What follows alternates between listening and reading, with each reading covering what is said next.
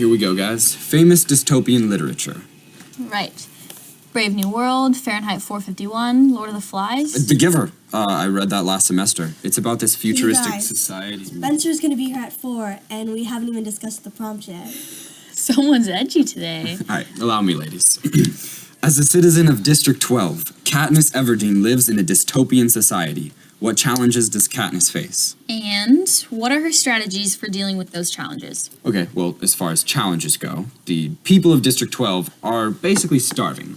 So there's that. Panem sounds like a pretty miserable place. What's this word dystopian? Anyone have a definition? I actually found that. Dystopia is a noun. It's an imaginary place frequently depicted in literature where people live dehumanized and often fearful lives. So the opposite of utopia. So Panem is a dystopia, clearly. Okay, well, here, the mayor tells the story, the country that rose up out of the ashes of a place that was once called North America. Disasters, the droughts, the storms, the fires, the encroaching seas. Okay, so all these terrible things happened that destroyed the world as we know it, or like, knew it.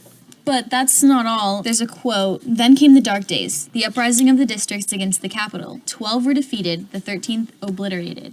So the uprising failed. Yeah, and Katniss says, taking the kids from our districts, forcing them to kill one another while we watch. This is the capital's way of reminding us how totally we are at their mercy, and how little chance we would stand of surviving another rebellion. So the Hunger Games are both a reminder and a threat. Yeah, they keep the people from uprising again. But how is that a challenge? The prompt clearly asks us to list the challenges Katniss faces. I don't think dystopia is a challenge. I think we need to get a little bit more specific than that. I got an idea. Let's make a table. Challenges over here, and the way Katniss overcomes the challenges on this side. I like it. Why don't you start us off? Okay, well, we can do limited food supply. That's a good one. All right. And the Hunger Games. That's Obviously. pretty Big challenging. challenge.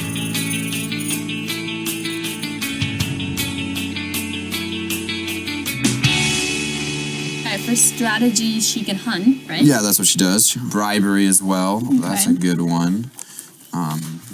Okay, Hunger Games.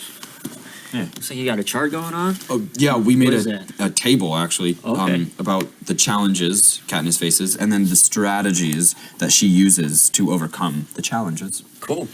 Tell me. Okay, well, for challenges, there's a limited food supply in District 12. The people are starving. And how does Katniss deal with it? Well, she's clever and she's brave. You can't really eat clever or brave, though. She's a hunter. So she kills her own food. Right, but it's illegal, so that's where the clever and brave part kicks in. Yeah, okay, well, she says here, who hasn't broken the law? I could be shot on a daily basis for hunting, but the appetites of those in charge protect me. What does that mean, anyways, the appetites of those in charge? I think it means that she pays people off with a little of what she kills, and in exchange, they look the other way. Pretty clever, right? Plus, there's the Tessera. Good call, Ben. So Katniss agrees to increase her chances of being picked as tribute in exchange for what? Extra food rations. That's where the brave part comes in. All right, so what else is on that list? The Hunger Games. It's a little obvious, but I'm glad It's you the big guys one. wrote it down. Yeah. Okay, so what challenge does the Hunger Games pose to Katniss? Odds are, someone Katniss knows is gonna die every year. That's messed up, right? May the odds be ever in your favor.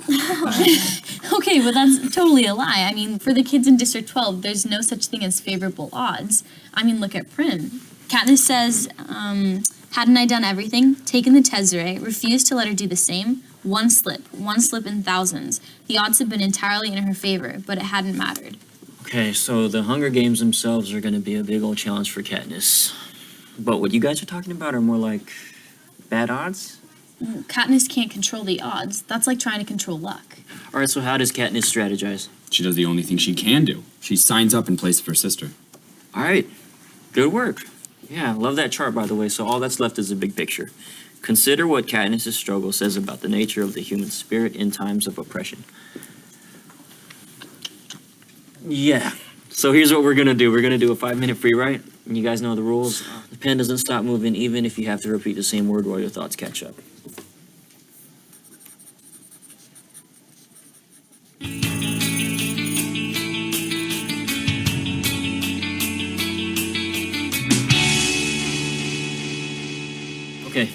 wants to share? Sam, Harper? I think I got it. Okay. 3 words. Love conquers all. That's your big realization. Well, that's what the book says about the human spirit. I mean, love triumphs. I'm not sure love is going to keep their stomachs full. Okay. For all of you doubters, listen to this impassioned speech. I protect Prim in every way I can, but I'm powerless against the reaping. The anguish I always feel when she's in pain wells up in my chest and threatens to register on my face. Okay. Powerful words. Yeah? Reactions? Sam, Harper? A hallelujah? Something? Well, I agree that that Katniss is really devoted to Prim. I mean, the world that they live in is really harsh, but her moments with Prim are very sweet. Oh yeah, the ducktail image. Katniss seeing Prim's shirt untucked reminds her of how much she loves her sister. And Katniss can't fight the reaping, but she can love her sister. And as long as the people have love... They have hope. And if they have hope, their spirits will stay strong. Yeah, that's the one thing that the government can't take away from them. Well, that's the theme of a lot of dystopian literature. No matter how terrible the future scenario, human beings still continue to love. That's like a beautiful poem, Spencer. Oh, well, thank you. I know you wish you thought of it. So, You guys are both so in touch with the human spirit. I'm impressed. it's a joke, right? Yes, it is. I think you guys are in good shape. Okay. All right, yeah. Yes. Feel good.